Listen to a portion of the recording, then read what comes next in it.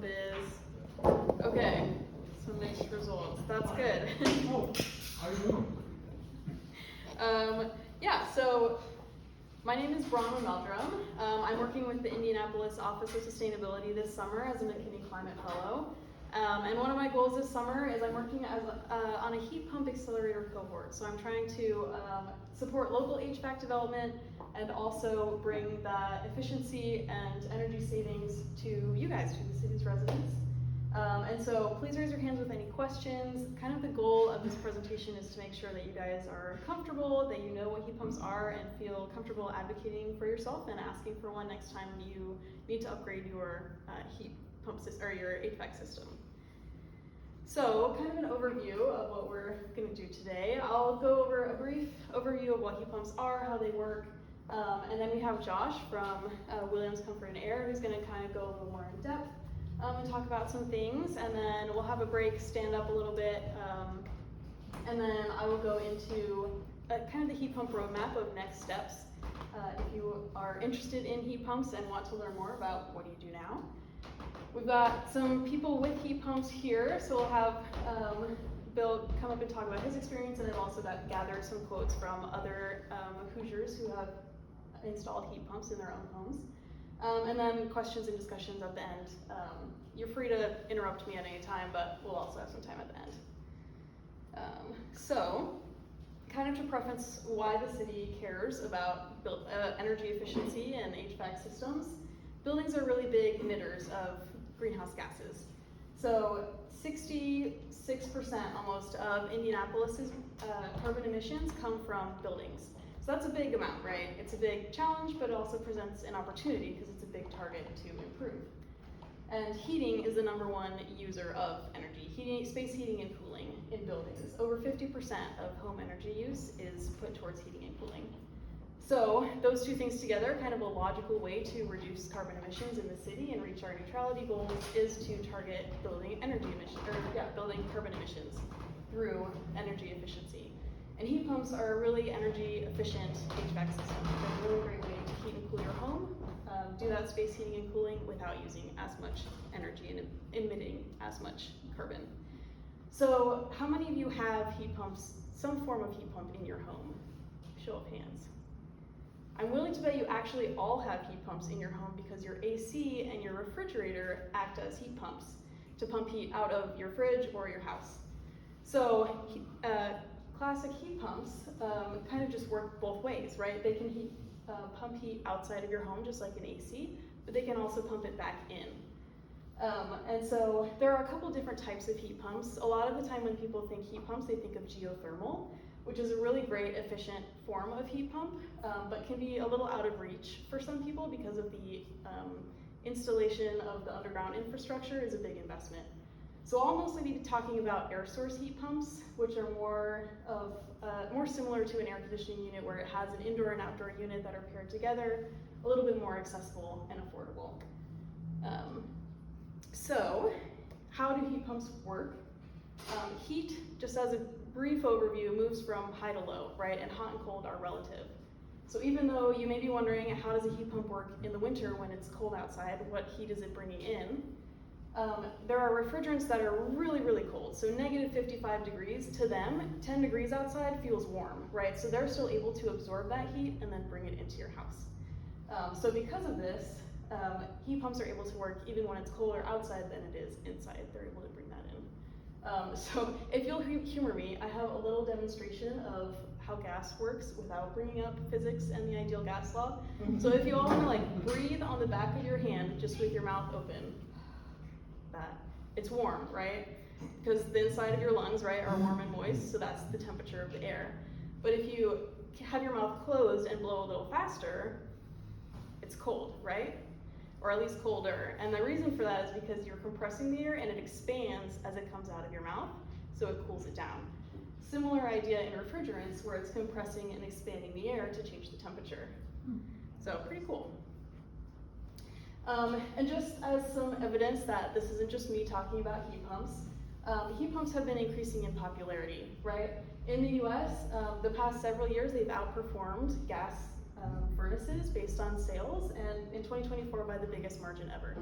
So they've been becoming much more popular. They've been sold very widely in Europe and in the southern US, but their reach is expanding as the technology becomes better.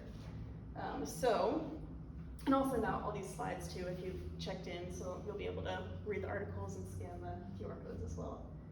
So the reason that the popularity is increasing is because there are a lot of benefits associated with heat pumps. So the big one is improved energy efficiency, right? They're 2 to 4 times more efficient than a traditional furnace is. And that's because instead of burning fuel to create heat and then distributing it, all it's doing is moving heat around. So it's able to save a lot of energy. And because it saves energy, you can get utility savings from it, right? If you're switching from a propane or electric furnace, you will see lower utility bills just because of the efficiency gains. With gas furnace, that's not necessarily going to be the case, just because gas is cheaper than electricity right now. But it will kind of protect you from future unstable gas prices, since those do jump around a lot more than electricity prices. Another benefit, even with switching from gas, is improved air quality, right? When you're burning fossil fuels in your home, there's a lot of particulate matter that's created. And so by electrifying, which is switching to electric appliances, you're able to avoid that, and the air you breathe inside your home is much cleaner and healthier. And then kind of going back to how it can work both ways, it's a 2-for-1 appliance, right? So you get an AC and a furnace all in one, because it can heat and cool your home, which is pretty great. So this is just kind of a distribution of what kind of heat pumps are out there. If you've heard of a mini split system, that just means that it's ductless. So there are ducted and ductless systems that can work with your home's infrastructure. If you have ducts in your house, you can use a centrally ducted system like a central AC versus a window unit, kind of is the difference there. And then there are also more conventional heat pumps and cold climate heat pumps. And cold climate heat pumps are able to work even in very cold temperatures. So some heat pumps work better when it's more moderate, down to 40 degrees outside, but cold climate heat pumps are able to work down to even negative temperatures outside. So yeah, any questions about this? We can go more in depth later as well. Yeah? I'm just visually trying to understand, so are heat pumps all electric? Yes. Okay, so the ones that we're talking about. Okay. Yeah, there are dual fuel systems where you can have a heat pump and also a gas furnace or some other fuel type. So if you don't have a cold climate heat pump, then like in the really cold winter days, the gas furnace can kind of kick in and help out, but the majority of the year you can just be running the heat pump. But yes, the most air source heat pumps are going to be electric. So in a state like Indiana, we would want at home a cold climate heat pump. A cold climate heat pump or a dual fuel system. But in like Florida, you right, they can just have a regular heat pump. Mm-hmm. Yeah. So when you're looking at heat pumps, there are a lot of acronyms, which can be scary, but they're pretty simple when you kind of just know what they mean. So HSPF and SEER have both been updated, so that's why they're on version 2 right now. And they stand for the Heating Seasonal Performance Factor and the Seasonal Energy Efficiency Ratio. And they just measure the energy efficiency either in the heating months, the fall and winter, or in the cooling months of spring and summer. EER is less commonly used just because it doesn't take into effect or account the seasonality. It's just the heating or cooling produced compared to the energy used. And then Energy Star isn't an efficiency rating in itself, but in order to qualify for an Energy Star certification, it has to meet some base threshold of efficiency. But as a general rule of thumb, the higher the number, the more efficient it's going to be. Often the more expensive it will then be, so you kind of have to figure out what your goals are to decide what level of efficiency you want, whether that's based on energy savings or based on rebates, because different ones have different thresholds. But something to know, if you see these numbers, that's what it means. It's about the efficiency of the appliance. So I'm going to take a pause and we're going to have Josh come on up and talk a little bit about heat pumps from the contractor perspective, go a little more in depth. All right, thank you. And you can just use the arrows there for that. Okay. Hello. Hi, Josh. Hi, I'm Josh Elliott. I'm with Williams Comfort Air. I'm the training manager. I got Lindsay with me, Lindsay Hudgens. She's our sales director. So we're happy to be here. Thanks for the invite. My job is a lot of technical training. I deal with a lot of technicians and installers and training them how to work on heat pumps and air conditioners and furnaces and all our stuff, and our installers on how to put them in. So that's kind of my role, and hopefully I don't cover a lot of the same stuff that Brown already covered, but I did want to talk about just basic stuff about heat pumps, how they work, just in a real general sense, and I want this to be open, so if you have questions, shoot them at me and I'll do my best to try to answer them. But we install a lot of heat pumps. There's a push for electrification, both in automobiles and heating systems, and so that you're going to see it more and more as time goes on, that less and less air conditioners are going to be installed and more heat pumps are going to be installed. It's basically looks the same, it just does more, and so there will probably come a time where we don't see air conditioners being manufactured anymore. They'll all just be heat pumps. And that's not too far in the future. I've read a lot of articles and a lot of people are talking about that. So it's coming, so we all need to be prepared and ready for heat pumps for sure. Brown kind of already covered this, but what is a heat pump? What do you guys think? What does a heat pump do? Moves air. Yeah, so a traditional heating system generates heat. It produces heat. A gas furnace burns fuel. You have a fire there creating heat. Or an electric furnace. You have heating elements that we put electricity into, and that electricity is converted into heat. And a heat pump doesn't generate heat. It just transfers heat from one place to another. So a traditional air conditioner, even if it's not a heat pump, is a heat pump. It's just transferring heat from inside your house to outside your house through the refrigeration process. So a heat pump in the cooling cycle, it's essentially an air conditioner. It works exactly the same. You're taking, the warm return air from your house, blows over this coil here that's filled with cold refrigerant, and that cools the air off and it puts cold air back in your home. That refrigerant absorbs the heat from your return air and it takes it back out to this outdoor unit where a fan blows over it and it blows all that heat outdoors. And there's compression in there.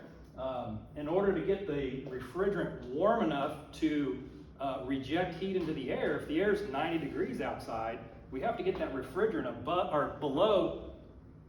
above 90 degrees in order to reject heat into 90-degree air. So that compressor squeezes down that refrigerant, which boosts up the pressure, and the pressure-temperature relationship, when one goes up, the other goes up. So we raise the pressure up of that refrigerant. Come on in and have a seat. And that gets the temperature of it very high. So it'll get up, 140 degrees out there, and that will easily reject heat into 90-degree air if it's 140-degree refrigerant. So that's all the heat from your house. We just pressurize it, and that way you can release heat. And then it goes back inside where we lower the pressure down, which lowers the temperature, and then that refrigerant is now suitable to absorb heat from the house. And in the heating cycle, we just flip that around. So air conditioner is like a car that doesn't have reverse, and a heat pump's like a car that can go forwards and backwards. It's really just going the opposite direction. We're absorbing heat in a different place. So like an air conditioner, a heat pump is a machine that transfers heat. In the summer, it takes heat from inside and pumps it outside. And in the winter, it takes heat from outside and pumps it inside. That's a pretty basic description of what it does. So this is a picture of a couple of units in our training lab back at our headquarters in Lawrence. One is a heat pump, one is an air conditioner. And you can see they're very similar, very similar. Does anybody know which is the heat pump? The one off the ground. She's saying right. No, I say left. You say left. Okay. All in favor of this one? All in favor of this one? It's actually that. And the only way you can tell, because they're almost identical, is it's sitting up on legs. So heat pumps, we set them up a little bit. Some people call those snow legs. It gets it out of the snow level. They also condensate during the winter, so water drips off of that during the defrost cycle. It'll frost up, and then we got to defrost them, so it's got to be up so that the drainage can get out. But other than that, they look pretty much the same, an air conditioner and a heat pump. Down inside of a heat pump, you'll find this one part that's different than an air conditioner, and that's called the reversing valve. And that's actually the part that changes the direction of the refrigerant. So it'll slide it one way for heating, that thing will slide over and push it out the other pipe for cooling. It just changes the direction of which way the hot gas is going to go. We're going to push the hot gas inside, or we're going to push the hot gas outside. Other than that, most of these parts are very similar to an air conditioner. Yeah? And this is still done with a thermostat in the house, you switch the heat, switch Yeah. the cool, set your degrees. You don't have to touch any of this stuff. Yeah, just all you do is touch the thermostat and it all does it by itself. But I'll show you a little bit more about that reversing valve here in a couple of slides. But just in general, to understand how these work and how heat transfers, does anybody know what is heat? I said, what is heat? What would you say? Thermal energy. Yeah, form of energy. Who said that? Bronwyn. Of course. Hey, no, you can't. It's a form of energy, right? It's a form of energy. There's lots of different forms of energy. There's mechanical energy and light. And, heat is just a form of energy. Electrical. A couple things about heat. Heat is a form of energy created by the motion of atoms or molecules. It's also known as thermal energy, and it's present in all matter. So everything has heat in it. And so when we start to think about how do we get heat pulled out of air that's 30 degrees outside, everything has heat in it. All matter has heat. So even ice has heat in it, and we can extract heat from ice. So keep that in mind when you're thinking about how a heat pump works. Heat can be measured and accounted for. There is a difference between temperature and the amount of heat present. I'll show you a slide on that here in just a minute, but temperature is a measurement of the intensity of the heat, but it can be in a small area, whereas the amount of heat takes into consideration the size of what's being measured. Heat can be transferred from one substance to another, so we all know that. Heat travels from hot to cold, hot to cold. So I always ask my students when I'm in class, when we're first starting out, does heat rise? Yes. Trick question. I just told you, heat goes from hot to cold. Heat does not rise. Hot air rises though. So there's a difference. If we heat up air, yes, it's true. Yes, hot air does rise. Yes, your upstairs is probably warmer than your downstairs. And we can help you with that if you need it. But heat goes always hot to cold. Hot to cold is where heat wants to naturally go. And so if it's 30 degrees outside and your house is 70 degrees inside, which way does the heat naturally want to go? Outside. And so how are we going to take heat from 30 degree air and pump it into 70 degree house and heat that house up? It's unnatural. And so that's what the refrigeration system does by pressuring and depressurizing refrigerant. Heat travels from warmer to a cooler place. All right, so this is a slide to maybe explain temperature a little bit better. On the right, we have a boiling pot of water. Does anybody know what temperature water boils at?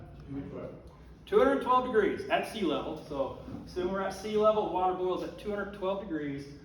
And this is the ocean. So does anybody know the average temperature of the ocean? I had to look it up. It's probably a lot colder than you think. 45. 45 is close. 39 degrees is the average temperature of the ocean. That's pretty cold, but you think about how deep it is, and then the water at the poles is obviously going to be very, very cold. But so which has more heat, 39 degree ocean or 212 degree pot of water? Ocean. The ocean has way more heat content in it, even though it's not as hot. This has more the temperature's higher. It's got more heat intensity, but because it's so small, it doesn't have a lot of heat compared to an ocean, which is, millions and millions of gallons. And so if you think about that, a heat pump, we're pulling heat out of the air. The air is limitless, right? There's tons and tons of air outside, an atmosphere to pull heat from. And so no matter what the temperature is out there, there's always plenty of heat to pull from. Questions? All right. So, all right, I won't get too technical, but I did want to kind of show you how that system works. This is that reversing valve that I showed you there. And you got the four major components of an air conditioner or a heat pump. You got the compressor, which compresses the gas, and it just sends it in a cycle. There's two coils, an indoor coil and an outdoor coil. And those, if we're talking about air-to-air heat pumps, have fans that blow over them to get the heat to transfer. And this is just kind of a picture of what that looks like in your home. You have your furnace or air handler here, which has a blower in it that blows the air through your ducts. And then there's a coil sitting on top or somewhere in your system, and that's where the refrigerant goes, and it goes in a cycle to the outdoor unit, and that refrigerant goes back and forth.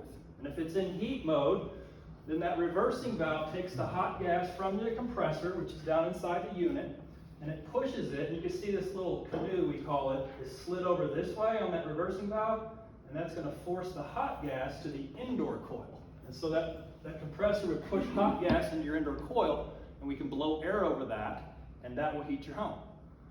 And then it goes back around, it comes out of that after it rejects heat into your ducts, and so it cools off. That cooler refrigerant goes back out to the outdoor unit. It hits an expansion valve, and we drop it even lower pressure, which drops the temperature down so that it's colder than whatever the outside air is, and then it can absorb heat outside and come back inside. The reversing valve loops it back around into the compressor, and around it goes. And so if we switch that reversing valve to the other side, that little canoe just slid over this way, we put it into cool mode. Now the hot gas is forced to the outdoor coil, and the cold one is inside. That's all it did, it just reversed the flow so that we can absorb heat now outside or inside and eject it outside. Questions? All right, a few things about heat pumps. One is heat pumps become less efficient as temperatures outside get colder. So they're not invincible. As it gets colder outside, you may feel the air get a little bit cooler coming out of your registers. And there's a stigma about heat pumps, especially like back in the 80s when they started first getting popular. People didn't like heat pumps and they got a bad name. But it's come a long way since then. The controls are a lot better, you'll hear people say, I don't want a heat pump. You know, the air coming out of the registers is just, it's not very hot. It feels kind of lukewarm. We've come a long way with that. It's a lot better than it used to be, and we'll talk a little bit about that. But heat pumps do become less efficient as the air gets colder, and the air coming out of your registers will get a little bit cooler as it gets colder outside. In colder climates, auxiliary heat is often needed. So you got to have some type of backup heat if you're in a cold climate. Florida, maybe not, but Indiana, it gets pretty cold here, and so that heat pump, after it loses, it's not very efficient anymore, it's not putting out enough heat to heat the house, you're going to have some type of backup heat. So you can have electric backup heat or gas or propane or some type of heat to kick in those times where you're going to need it. Yeah? Could you technically explain why it's less efficient in cold? Well, I mean, there's less heat to pull from outside, and that's, that drops the pressure of the refrigerant, changes the whole refrigeration cycle. Okay. Yeah, it's just because it's colder out there, it has to work a lot harder, and it's just not producing as much. Actually, the unit I have has electrical coils, so when it's really cold weather, it kicks in as electrical coils. Electric, yeah, absolutely. So you don't have to go to propane, you don't have to go to natural gas, you can just use one unit. Yeah, that's probably the most common type of backup heat is electric heating coils. Yep. But And that's only in really cold weather. yeah, typically, like in Indiana, your heat pump will cover 70% of the heating season, and 30% you're going to need some type of auxiliary. And that's depending on your comfort level and how we set the controls up. Some people, they just don't want to feel it get too cold at all, and so they'll kick on the auxiliary heat sooner. So just kind of depends, but typically I'd say on average 70% of the time, it's mild out, it's 40 degrees out, you don't need any auxiliary heat. But when it gets down to 20 or below, or it's really cold, yeah, that auxiliary heat's going to run more and more. But the goal is to keep the heat pump running as much as possible because it's so much less expensive to run a heat pump than it is any type of auxiliary heat.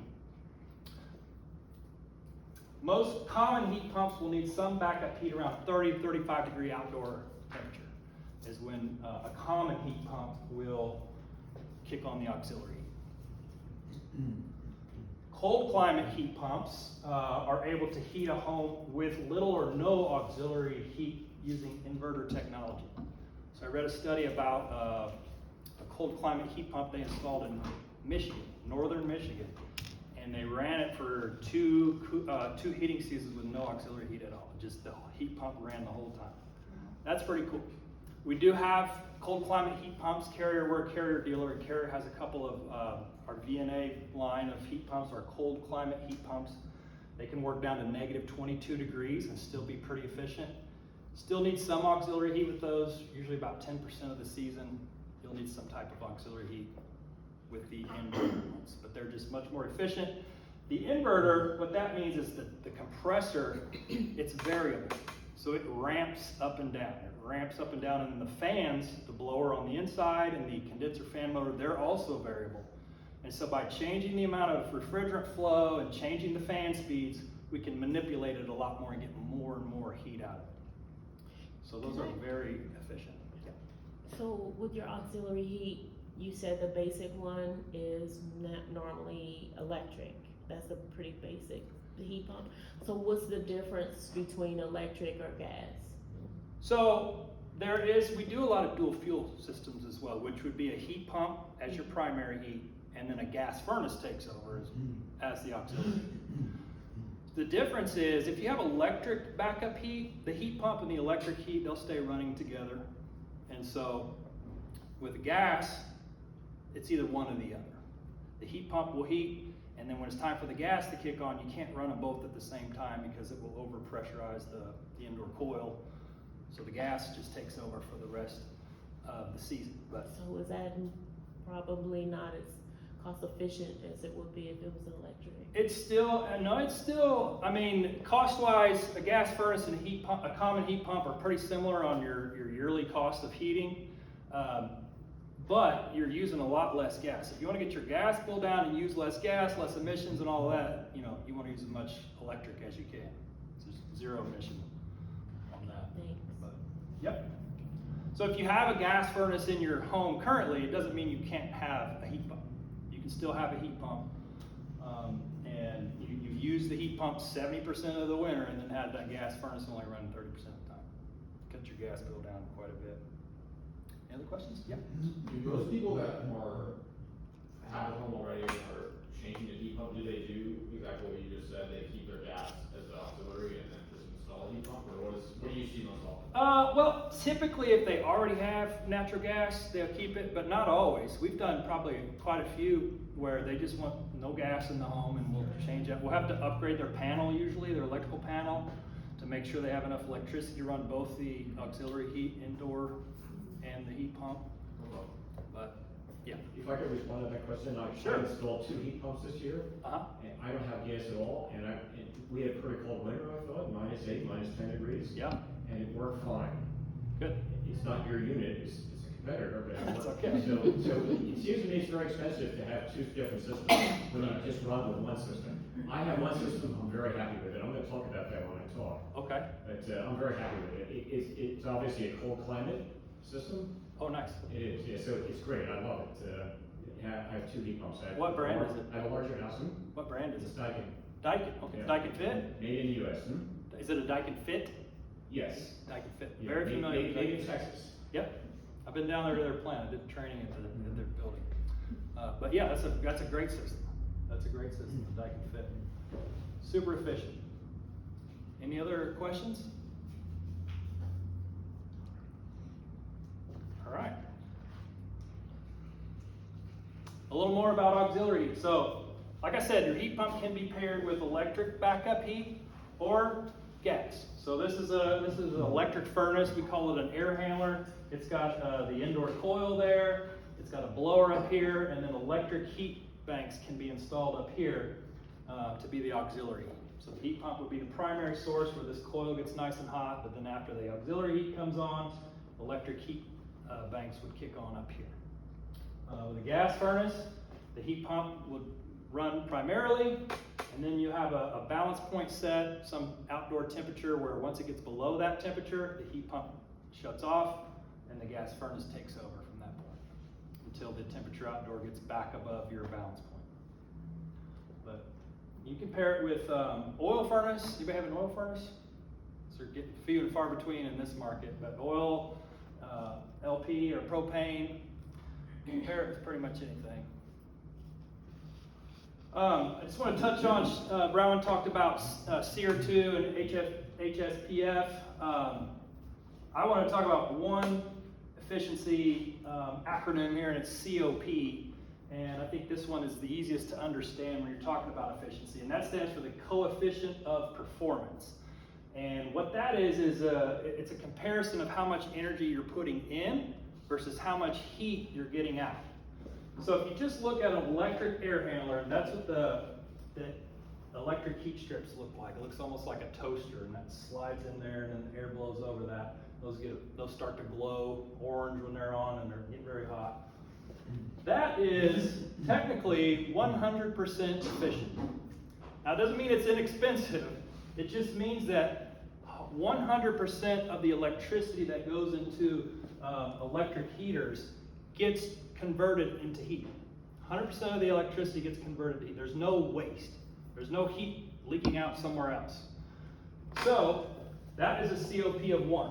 1 unit of energy in, 1 unit of heat out, no loss. Well, a heat pump has a COP anywhere from upper 2s, 3s, all the way up to 5 on some of these cold climate heat pumps. And that means that they're 300 to 500% efficient. Meaning that for every unit of electricity we put into that, we can get 3 to 5 units of heat out. That's because we're not generating heat. It's not generating any heat, it's just transferring heat. So we're stealing heat from one place and putting it somewhere else. So that's where you really, really get efficient. So if you look at that COP number, that means 300%. And it's always a comparison to electric resistance heat, electric strip heat. Electric strip heat being 1, and anything with a 3 is going to be 3 times out of 300% more efficient to 500% more efficient. So that's the magic of heat pumps. So do you find the air conditioners are also that efficient, 3 to 5% more? Well, what would you compare it to? I don't know. Yeah, you're not really comparing it to No, heat, yeah. but air conditioners are super efficient as well, even more efficient than the heat pumps, like the cooling mode in some of the newer air conditioners with inverters. Yeah, the SEER ratings are just through the roof now on these air-to-air systems. But yeah, yep. So are heat pumps more efficient than other HVAC systems? So you kind of got to look at a few different factors, but traditional HVAC systems like gas furnaces or air handlers with heat strips typically operate by generating heat through combustion, like a gas furnace is combustion. These systems generally have an efficiency rating of around 80 to 98% for gas furnaces. So on a gas furnace, there's always some heat that's wasted. So we'll start a fire in the furnace, and 80% of that, up to 98% of the heat that's produced will go into the house. And then there's 20% to 2%, somewhere in that range, of heat that's wasted. Does anybody know where that heat goes? Up the chimney. Yeah, up the chimney, up the flue pipe. So there's always some flue gases, all that bad carbon monoxide and everything that has to go outside. Well, that takes a lot of the heat goes with that to take that outside. So with a gas furnace or any combustion fuel burning appliance, you're always going to have waste. You're always going to have some heat that's not used to heat the house. And 98% efficient. That's crazy. So that's very, very efficient for a gas furnace. And that means that 80 to 98 cents of every dollar spent goes to actual heat. And then it's 100% again for electric resistance heat. Although it takes a lot more energy to heat your home with electric strip heats, and this is a very expensive way to heat your home. So if you had electric strip heat without a heat pump, your heating bills would be through the roof. We see that with people that call in on a service call that have a heat pump, and they say, I don't know what's going on, our heating bills just went up to $700 a month. They're normally $250. We'll go out there, and what has happened is the heat pump has quit working. The auxiliary heat just takes over to make sure that the house is heated, but the heat pump isn't even trying because it's broken, something's wrong with it. And it really just, the electric meter's out there whizzing. So, heat pumps, by contrast, move heat rather than generate it, allowing them to achieve efficiencies of 300 to 500% under favorable conditions. And again, they're always more and more efficient when the temperature outside is warmer. They're going to be more efficient. Yeah. So From that example that you just gave when people call in, with the auxiliary heat taking over to keep the house under proper conditions, what is making them aware outside of a utility bill that something is wrong with that heat pump that they should have made the Great call? question, great question. On older systems, maybe nothing, maybe nothing. Now, some of our clients are pretty aware. When that auxiliary heat kicks on, it's a lot warmer coming out of the register, and so you could be alerted to that. There's also some thermostats have a little light that comes on whenever the auxiliary heat's running, and so if that's constantly on, that may alert you to it. But some of these systems that are 20, 25 years old, it was just, nobody really knew what was going on. Oh, the house is warm, and then all of a sudden, boom, there's the bill. Now, on modern systems, you're gonna have some type of alert. We have thermostats that'll send you an email and a text and a push alert, and you get it all, and it'll call your contractor, and they'll be calling you and say, hey, what's going on with your system? So a lot different world that we're living in today, but yeah, some of those older systems wasn't much to know until you got the bill. So yeah, we still get those calls. Good question. Anybody else had a question? All right, that's pretty much what I had. And if you have specific questions about the installation process and what that looks like, I can answer those, or Lindsay's prepared as well for that. Yeah. So what do you tell your customers as far as managing the thermostats? Always with the gas furnace, I turn it down at night, and then it comes up a little bit before I get up in the morning, and I think the lingo in heat pumps is set and forget. Very good question. Yes, that is important because heat pumps are more efficient after they've been up and running for a while. They usually hit their peak efficiency after 10 to 15 minutes of runtime. Mm-hmm. So you don't want to start and stop them a lot. And so if you're the type that you think you're going to save a lot of money by setting it back at night or when you're at work, which works for a gas furnace, with a heat pump, it's going to have to catch back up. And so two things happen there. Number one, when it comes back on, it's not at peak efficiency. You got to have all that time to get it back up. And the other thing is, if you turn it back on and it's 5 or 6 degrees from set point, the auxiliary heat's coming on automatically. And so you're not saving any money. So as an installer, can you adjust that so that it won't do that? Yeah, we can just take the scheduling out of it. Well, but I want it to come on if I need it. I'm willing to give it an hour to get up to temperature, so I don't, 4 or 5 degrees off, I'm okay with that. So can you guys do that with? We can make it do whatever you want. Yeah. There's a lot of options in the scheduling and the programming of it. It's just, if it's a comfort thing, I get it. Like, my wife likes it cold at night, and she doesn't sleep well if it's, really hot. And so we have to have a temperature adjustment for comfort reasons. But it's not going to save you any money with a heat pump to set it back. Maybe a couple degrees is okay. It'll catch back up quick and take over. But if you're setting it back 4 or 5 degrees with a heat pump, that recovery is going to cost you as much as what you save. So I am responsible for a church heating systems, and so we might have an auditorium that sits empty for all but 3 hours a week. Right. And we have a heat pump, so we're turning it back. Yeah. We're sacrificing. So have you ever run across? Yeah, that's different. Yeah, if your building's sitting empty, you might as well not be heating it. Yeah, you're going to save money by setting it back throughout the week when nobody's there, for sure. Have you ever run across a nice calculation that sort of tells you how long you have it off to make it worthwhile of setting your thermostat back? I can't think of anything offhand. I mean, I probably can get that information. We can figure it That out. would be I haven't cool. seen a calculation, but I've seen general rule of thumb. If it's over 24 hours, it's worth setting it back. But if you're just going to be gone for a few hours out of the day, No. leave it. Okay. That's probably a good rule. A more general question. Sure. As far as newer homes, what are they going to as their default in new home installations? Are they going to heat pumps, or is it a preference, a selection of people? Yeah, not yet. We're not there yet. There's definitely a lot more heat pumps going in, but it's not you know, there's no mandates, and, you know, the public isn't even fully aware of the benefits of heat pumps yet, but, So we have some states and cities that are saying you can't install the gas furnaces anymore. How would you feel about that? how would I feel? I think it's gonna be really hard, Yeah. especially in big cities, to get rid of gas. You know, buildings that have been in existence for hundreds of years, and they have giant, you know, combustion boilers and things like that. But you got to start somewhere, I guess. But in homes, it's not that difficult to switch from one fuel source to another. It's not really hard at all. Yeah.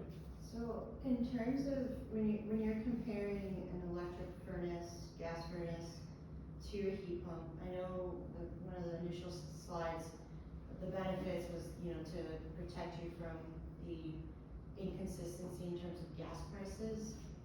But knowing that AES did a rate increase last year, proposing a rate increase in January, and then another rate increase in the middle of summer next year, what does that look like in terms of the utility bill when you're switching to an electric heat pump?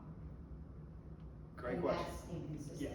There is math that you can do on that. So you're comparing, in electricity, it's kilowatt hours versus therms in natural gas. You're paying per therm for natural gas, you're paying per kilowatt hour for electricity. There's math where you can convert those, and then you can look at the cost and compare them. Just save the planet. And it changes. Some people don't have that privilege. Yeah, it's always changing. It's just like gas for your car. The price goes up and down. It goes up and down every day. With natural gas, I mean, you'll see it eventually. Back, 20 years ago, in Indianapolis, IPL had the cheapest electricity in the country for many years. Yeah. And I had a heat pump then, and it was amazing. I mean, I had heat pumps, and two of the houses that I lived in there was already heat pumps there, and it was just great. It was so cheap to heat my home, and I loved it. It's come up, obviously some, and it seems like you're on top of the rate increases from AES. And now, I just looked it up recently, and it's pretty comparable. If you like research the average cost per year to heat your home with a heat pump versus gas furnace, they're pretty similar. Now, when you get into the cold climate heat pumps, you're going to save some there. But if you're on like propane or LP or oil, you're going to save so much money. Where you don't have natural gas available even in the country, you need to go to a heat pump. You're going to save a lot of money there. But yeah, I mean, you got to do the math. If you really want to see it, if you're in it for the savings on utilities, it really depends on the price of natural gas. It depends on the price of electricity. I know a lot of families in Indianapolis are in for the savings, so yes, saving the planet, it would be great, but not everybody has that.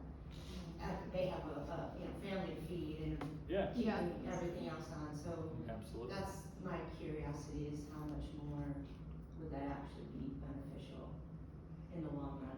Yeah. If and when these rates do increase. Yeah, I guess, yeah. Yeah, that's always the challenge with equity concerns and electrification, because you don't want to leave them behind so that they're shouldering all of the cost burdens of natural gas, but also sometimes it gets more expensive. There's usually like rebates, and the government is going to chip in, I think, on some of this. Yeah, I will go into. Okay, great. Yeah, maybe you guys know about it. Lindsay's usually on top of that stuff as well, so that helps offset a lot of the cost as well. So yeah. What do installation costs, are there any differences there between natural gas and the heat pump? Or is it, you showed us how similar they look, so. Yeah. The installations there. Lindsay, I mean, not really, is there? Well, if we're converting, since you're converting. Oh, that's right, true, I guess, there's yeah. that in there, which a lot of, what has been in Indiana, correct me if I'm wrong, but it's been an air conditioner and gas furnace market. So a lot of people will be converting if they want to choose to heat pumps, and there's a cost associated with that. But if it's, Like new development though, so just say. yeah, it's very similar. Okay. Yeah. And you're hauling, so you'll come in when you install the heat pump, are you hauling away the furnace and the AC unit, or are you saying, well, I wanna keep my furnace as the auxiliary heat? Is that factored into the installation? It depends on what the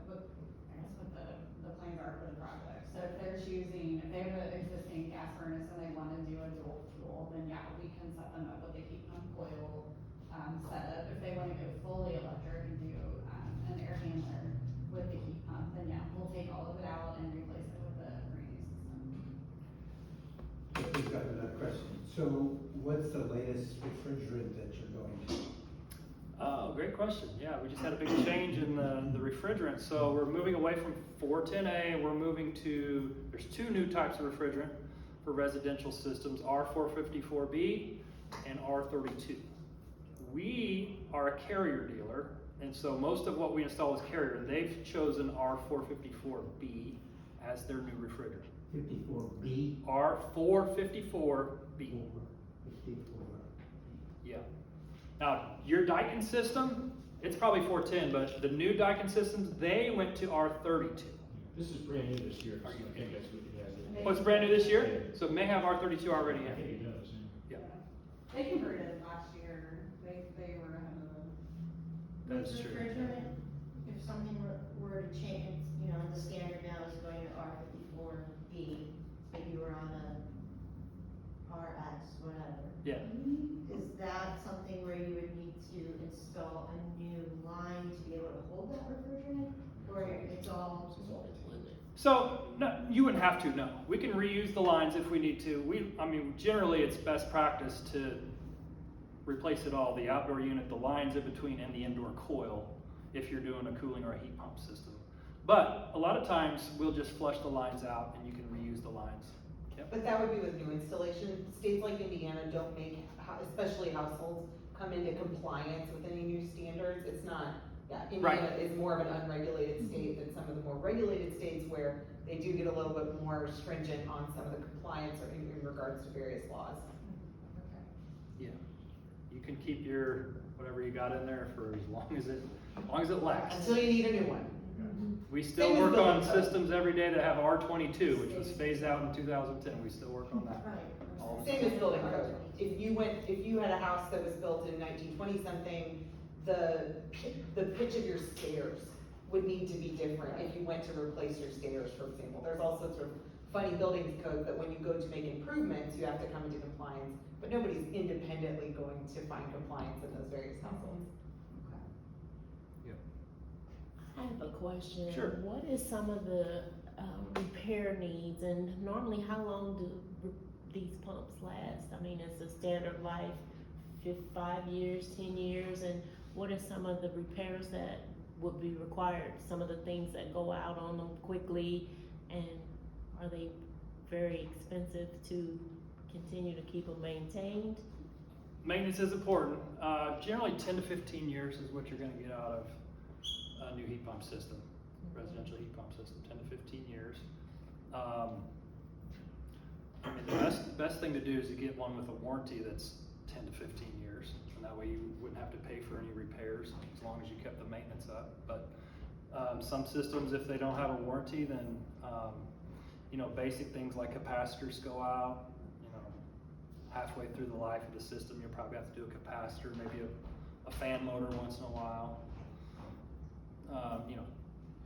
Small repairs are usually, $250 to $500 now, and then if it's motors and boards and things like that, it's, $1,500 repairs sometimes on them. But that's why the best thing is to get a good warranty when you buy a heat pump. Well, how long does the warranties usually last? Is it the whole life of the 15 years that you have it? Like you pay a fee every year to your company to make sure you can have somebody on standby to come out and fix it? No, so you have to keep it maintained. Right.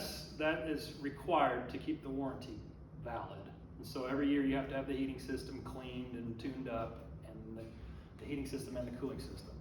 And so we have maintenance plans. You can get on a maintenance plan where we'll just come out every time it's needed, like clockwork, and then there's no other fee for the warranty. All the parts and labor are covered. On a new, that's a new install with a warranty on 10 years. I'm asking you this question because I'm not that familiar with heat pumps, but in my dad's house, he had a heat pump. So the motherboard went